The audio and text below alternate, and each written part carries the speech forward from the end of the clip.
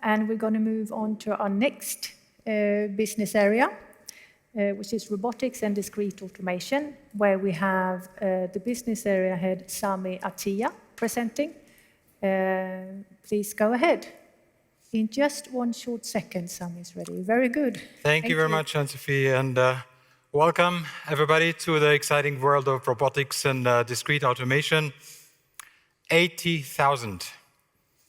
80,000 is the number of corona tests that are possible in Singapore today because of ABB technology. We use 40 cells and equipped into 2 robots per cell able to do these tests. Using our most advanced robot studio that Björn has shown you before, we're able to simulate and provide that support to the Singapore authorities.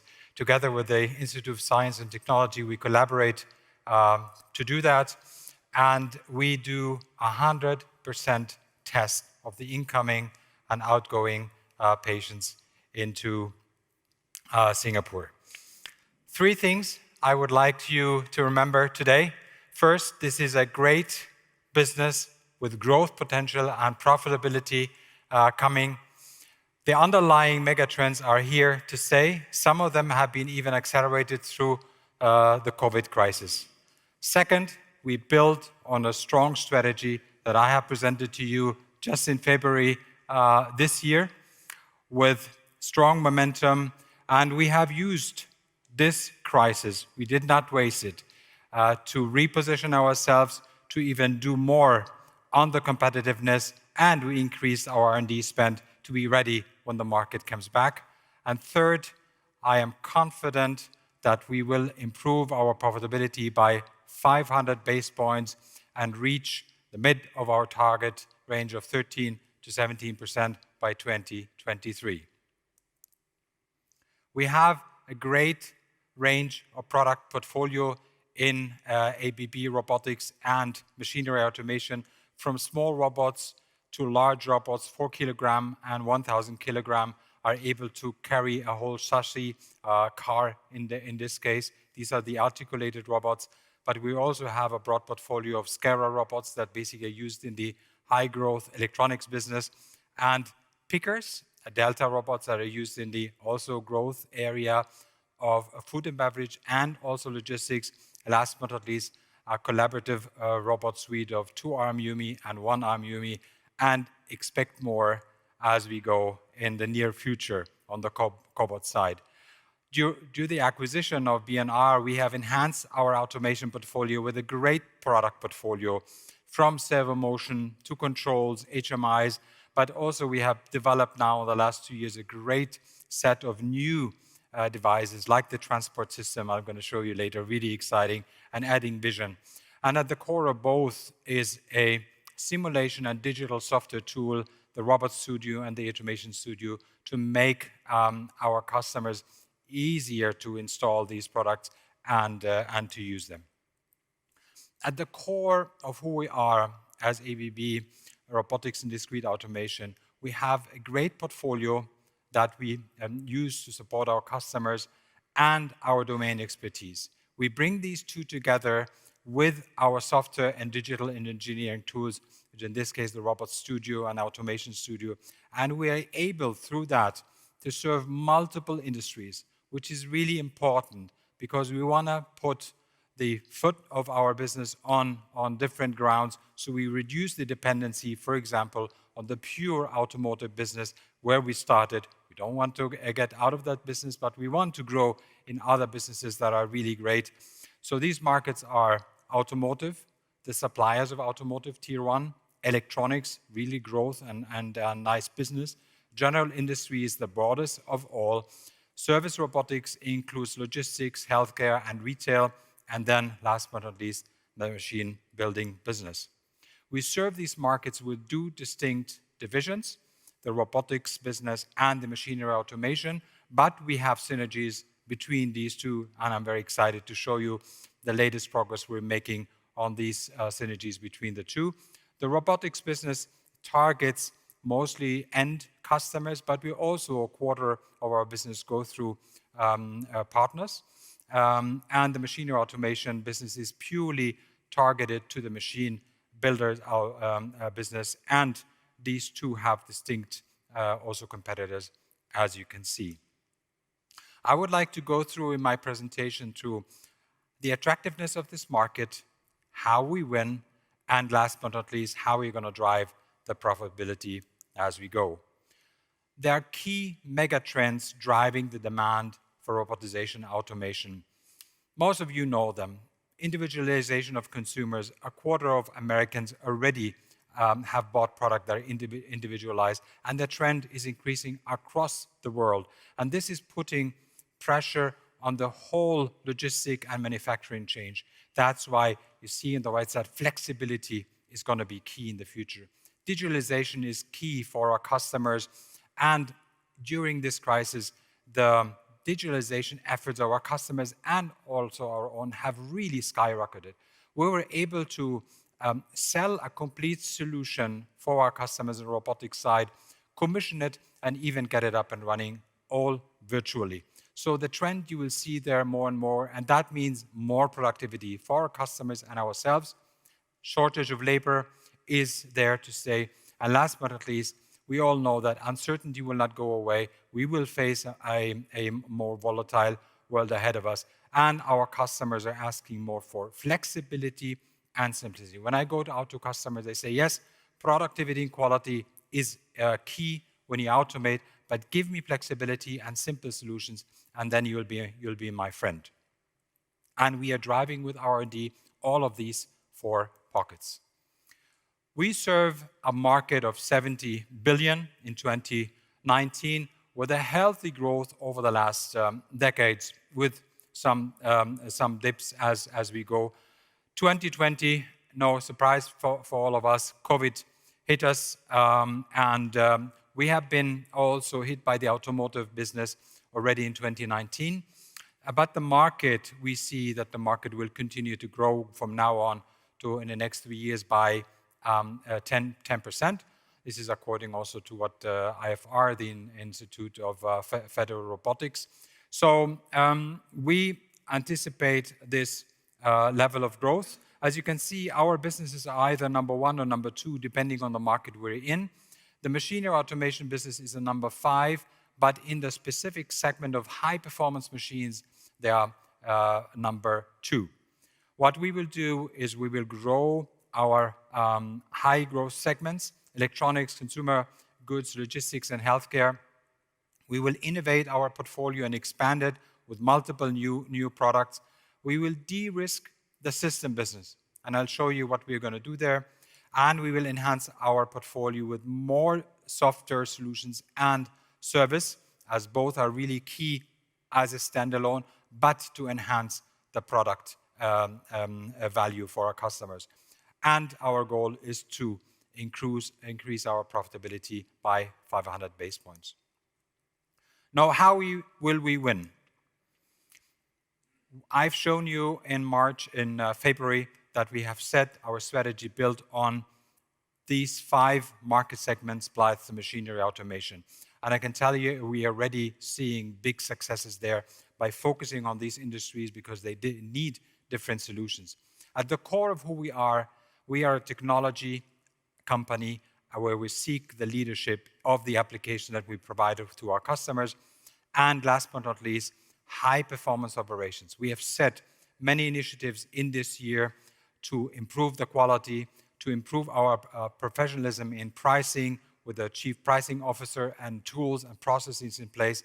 And our goal is to also improve the mix of our products towards more products, services, and less turnkey business. And that all on the foundation of people and performance.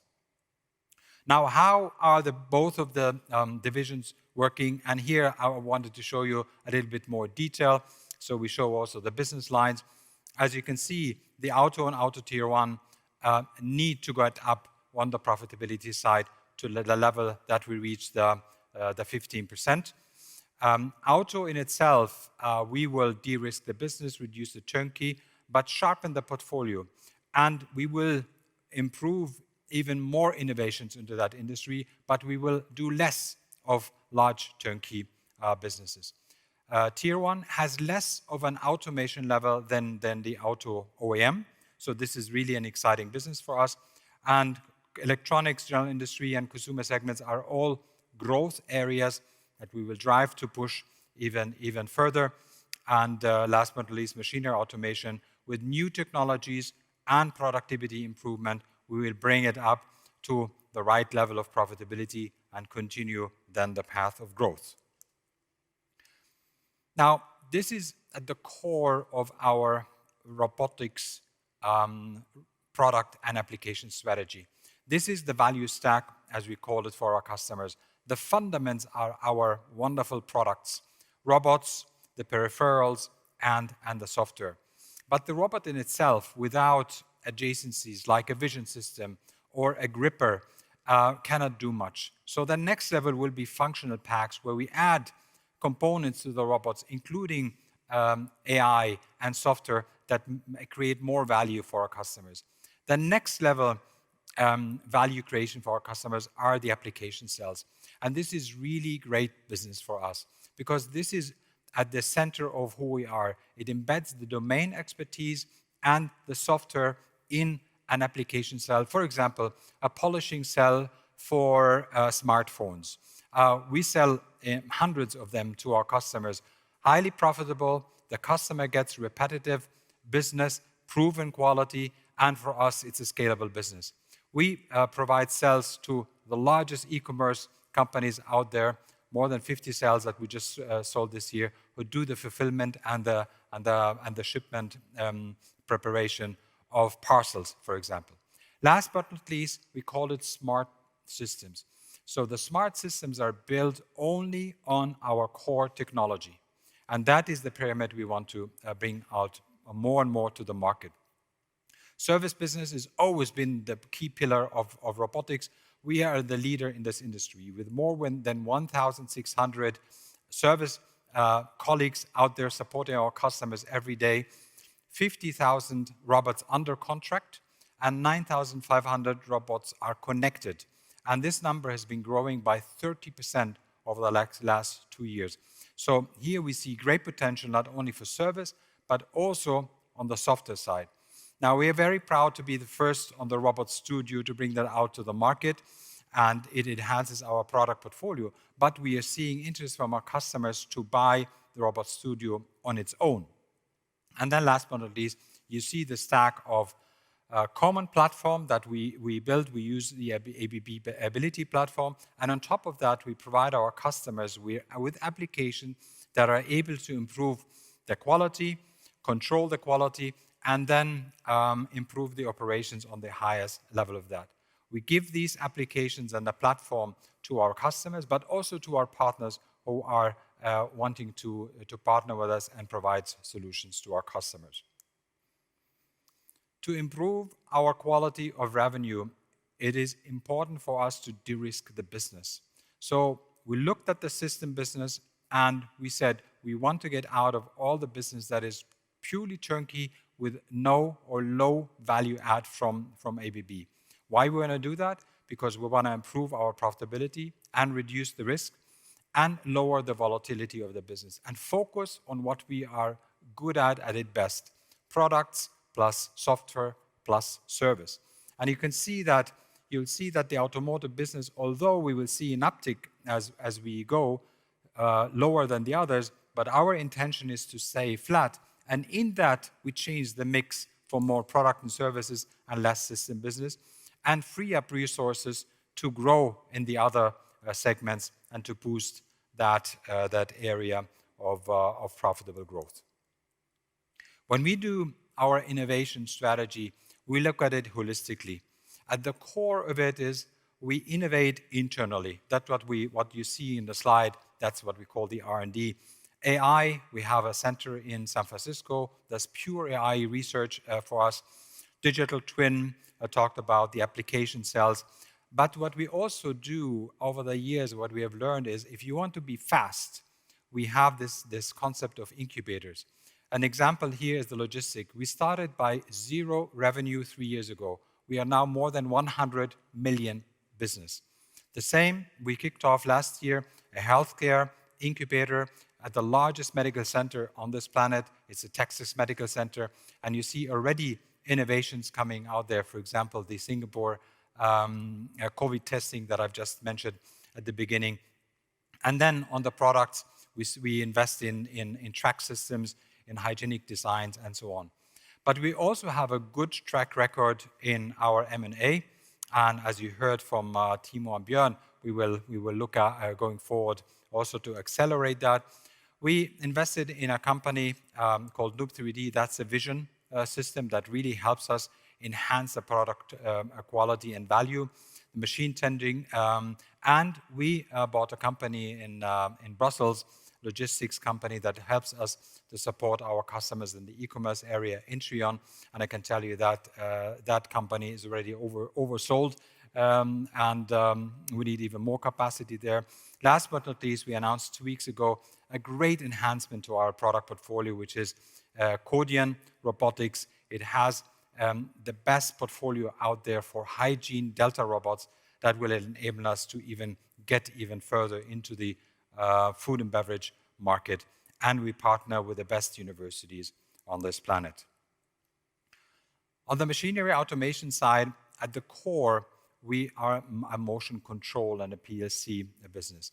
But we were able to bring out really cutting-edge innovations. At the center of it is the Akopos track. This is really a great example where when I talk with customers, they are so excited about it. It is shuttles that are able to move in high speed and are magnetically detached, so you can really singulate. Singulate means that you can really build the ultimate adaptive machine, which creates batch size 1. So at the end of the day, you can really have every single product singularized, and that is the trend in the industry. But we enhanced that with a solid vision portfolio, and what is really great is the machine-centric robotics. This is where both divisions work together to bring a robot on a machine to make the machine ultimately adaptive and flexible for the needs of our customers. And the company that we bought, Kodian, you see in the right that the Delta robots are used both by the robotics team and the B&R team to bring in these innovations into the market. Now, you heard at the beginning that we innovate for a purpose.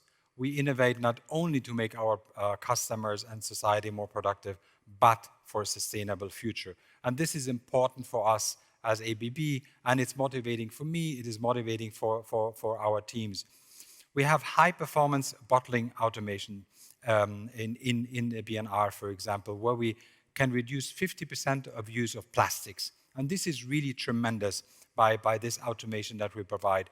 Micro-fulfillment centers in logistics that really reduce transport and less waste. And what is really great is that we have announced a couple of weeks ago our newest technology to show how advanced paint solutions can reduce 33% in energy consumption and 30% paint loss. And you'll see it's really also a very cool application. Car buyers today expect greater levels of customization for their vehicles than ever before. ABB's new Pixel Paint technology gives manufacturers a simple, fast and cost-effective solution to meet this demand.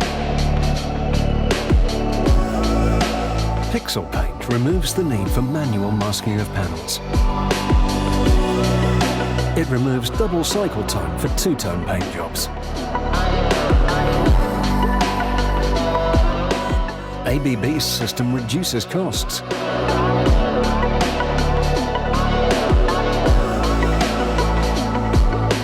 ABB Pixel Paint's inkjet head features more than 1,000 nozzles.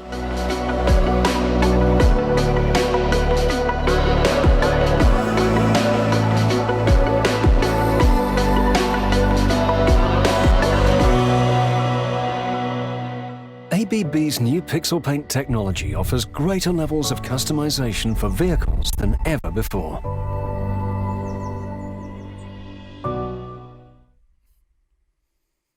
Well, this is a great innovation, and I can tell you the customers that I talked to after they saw, our newest innovation here are so excited, and the fantasies are big, what you can do with it, what you can paint on the car. So here it's a great example of robots, software, Robot Studio, how we can bring value to our customers. So digitalization and software is core to our strategy. And we'll look at it at multiple angles. We start with the life cycle of the design. You heard many times now the example of Robot Studio, where we're really able to model not only a small cell, but a whole manufacturing line upfront and reduce the time of implementation by more than 50%, because the software that is built in the simulation tool is already the runtime software. So when you download it into the robot, it already can work. So it's really a great enhancement to productivity and simplicity for our customers. And at the core in the middle, you see an example of a welding cell that in this case we use for a tier 1 supplier. In there is the domain expertise and the software. And on the right side, you see now more and more applications that we are providing to our customers that you can actually have on your mobile device or the iPad, and you can monitor the progress of the controls. You can even improve the operational efficiency of that specific cell. And these are applications that you will see more and more from us coming to our customers. Really exciting, supporting the core of the business, but it's also a business of its own. With our strategy, we are uniquely positioned in the market. We produce our robots, the products, and the machinery automation. We service them with the software, and we build cells. What we are reducing, as I mentioned at the beginning, is the dependency on the system business and the turnkey business. And as you can see, we are really unique in that, in compared to our competitors, and our ability to provide value based on the product itself. And I can tell you, our customers really appreciate this position and that we can support them in the way that they are driving.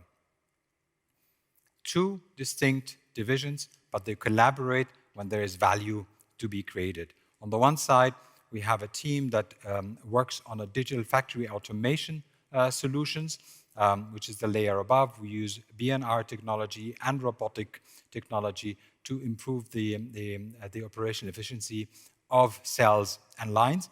And I have a great example for you how the machine-centric robotics really is a game changer when you bring the automation technology of BNR and robotics together.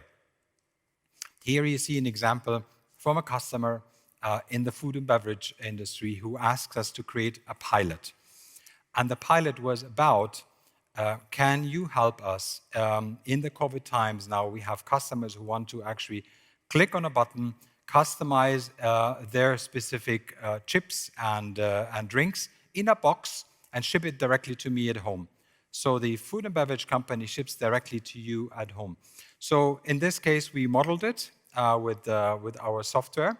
And you can see here the incoming chips in this case with our newest technology, the Pickmaster, using AI vision system to basically sort them in a way that at the end you can put them on the trail and then ship them out. This is combination of Akopos track and the picker. And then at the end, you see the Akopos track, which is the part in the back, and the robot working hand in hand to make sure that we can accommodate any type of size of that chip, which is important because obviously the requirement was not to break the chips when we ship them. They are put in sequence, and at the end, when you see in the left side, you see a box that is customized to your needs. So, and it takes seconds from the moment you click on your special box until it gets into the production system. So this is really the most advanced out there in the industry. By combining two technologies, many times you see an inflection going. Now you ask myself, is this really a machine? Is this a robot? Is it a logistics center? It's actually a hybrid of all. And ultimately, we are making all the machines more adaptable and more flexible. And this is real value for our customers. And you know what? Most of it is run through software and intelligence that we bring. Now, let me close on the important topic of driving profitability. You remember, maybe some of you who visited us in Germany at our robotics center when we presented in February our strategy.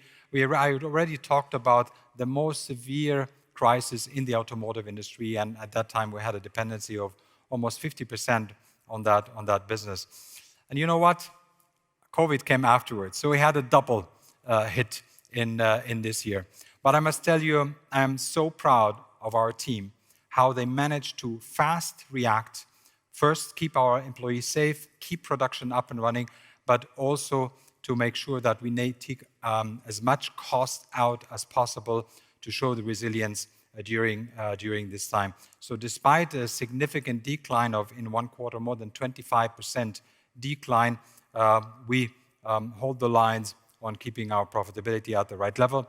This is not the level that we want, but I can tell you it was important for me and my team not to waste this crisis. And we managed to improve and to do multiple things that when the market comes back, that we will be in a wonderful place.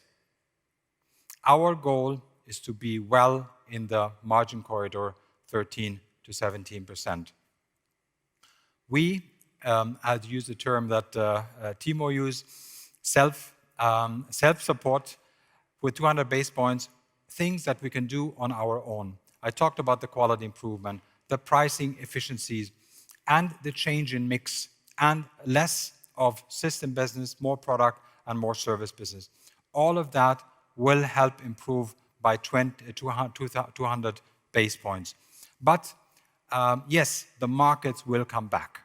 Yes, we will see a COVID recovery coming, but also with our newest technology, we will see an increase that supports also our profitability.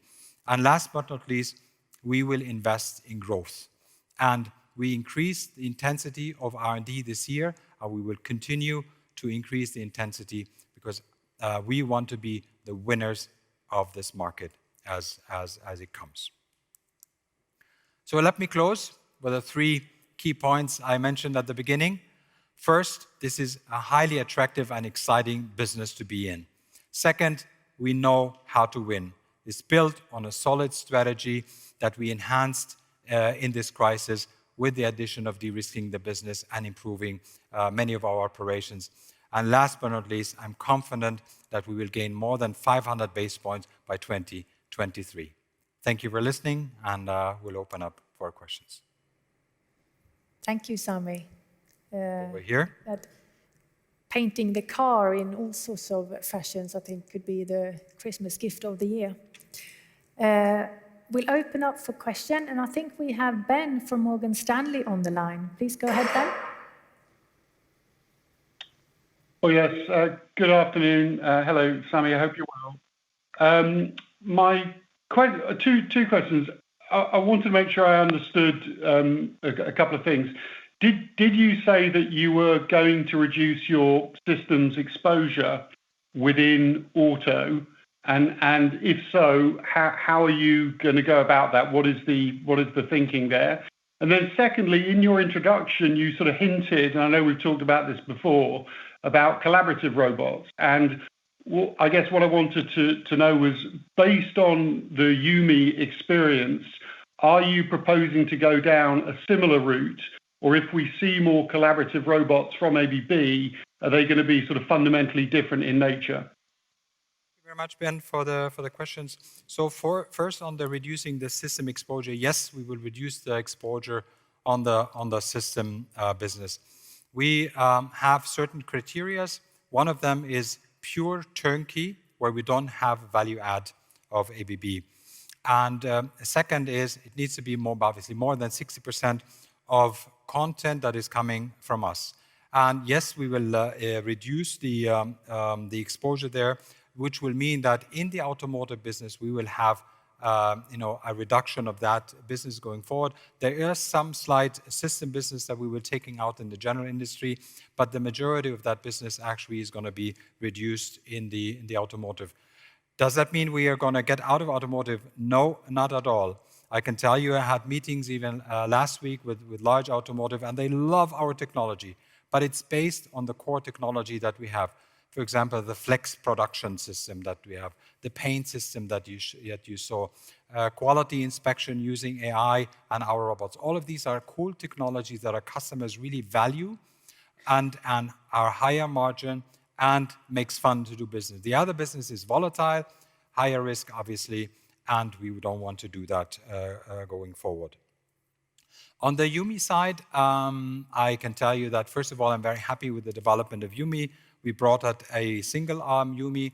And interestingly now in this crisis, we see a lot of demand coming from the healthcare area and the laboratories, because YuMi is the most safest product out there for lab technicians to work together with. And yes, we are coming out with a suite of portfolio.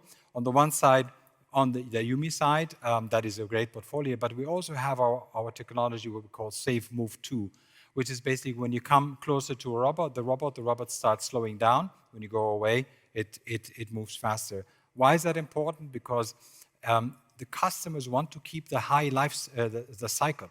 So if you reduce the cycle and you reduce the weight, ultimately there is no value for the customer. And with that technology, we can make all our robots safe. And we have some also other cool things coming, most likely at the beginning of Q1. Thank you. Shane McKenna from Barclays, please go ahead with your question. Hi, good afternoon, and thanks for taking my question.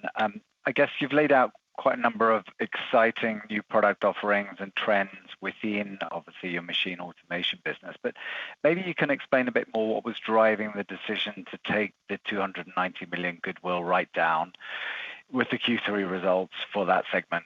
Thanks. Maybe I didn't, this is not really working. What is the question again? The goodwill write-down in Q3. The goodwill write-down. Okay. This is not really working. Yeah, thanks, Shane, for the question. Now, we decided that the goodwill allocation in Q3, we will take away from the business area level down to the division level. And then based on the market situation and all the evaluation that we need to do, that we need to write off the amount that we have done in Q3. So there is no change in the strategy. We will continue to grow the business. This is a technical evaluation that had to be done. Okay, understood. Thank you. Thank you. Joe Giordano from Cohen & Co. Please go ahead. Your line should be open. Hi, thanks. Sami, you mentioned $100 million in robotics in logistics now, up from zero not long ago. Can you kind of go into what specifically you're doing in logistics and what are your ambitions there? That's a really fast-growing market with a big private robotics environment. So how much are you looking at M&A there? Are you looking at mobile robots? Are you looking at gripping? If you can just kind of expand on that a little bit. Thanks. Well, thanks, Joe. So this is a very exciting business for us, logistics. And when we talk logistics, we mean the end part of manufacturing, that is logistics, but also all the e-commerce is really changing, the whole game. And the example that I gave you on the food and beverage side is basically also consumer products are also changing their way they think about logistics, cutting away the intermediate. So there's a lot of change going out there, and we have probably one of the best teams in this industry who really looks at the challenges there. And with the domain expertise that we have gained over the years from automotive and others, we bring that into that market. But what we do is all based on the robots, on the software, and the simulation tools that we have. For example, building a fulfillment center is really at the core of what we do. We have bought a company 2 years ago called the Intrion company in Belgium. As I mentioned, we already sold out there. We are seeing double-digit growth in this industry. We had some tempering in the second quarter due to COVID, but this industry is really growing massively. I mean, you see what is going on in the e-commerce world. So we will continue to invest in our own capabilities, including robots and moving parts, but we also will continue to look outside for enhancement. Obviously, I cannot say more about that. And we will take the next question from James Moore at Redburn. Please, James, go ahead. Thanks, Nancy. Hi there, Sami. Hope you're all well. I have a question on B&R. Both Siemens and Beckhoff are making more than a 20% EBIT margin in IPC, and Advanced Techs making 16%. I've really got sort of three parts to this question. Why is the B&R margin still low double digit when I think 3.5 years ago when you acquired it, you presented it would move from 12% to 20 with 800 bits of synergy, and I think we're still pretty close to the acquisition profitability. Secondly, is it PLC or IPC, HMI or servo motion that's dragging the return? And thirdly, could you talk about the profitability outlook for B&R, please? What? Profitability outlook? Yeah. Is not working. So thanks, James, for the question. So when we compare, Siemens or Rockwell, we compare and B&R, we compare two different, worlds. The portfolio does not really match completely because also we don't have any drives business in the B&R portfolio in that percent, for example, as Siemens has or others. And we will drive to improve the profitability of B&R as we go.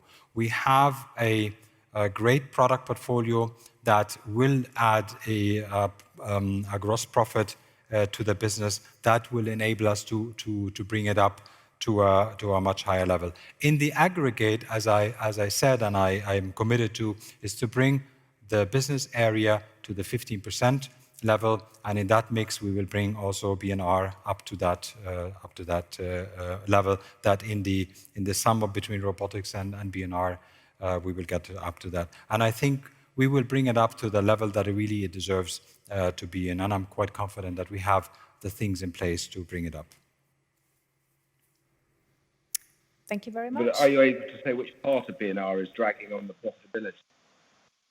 No. It is no specific part that is dragging, and we don't have any areas where we have restructuring needs or anything. But at the whole, we can bring it up. And for example, take the Akopus track, where we will, as this is more of an end market business, we see higher profitability than for example others.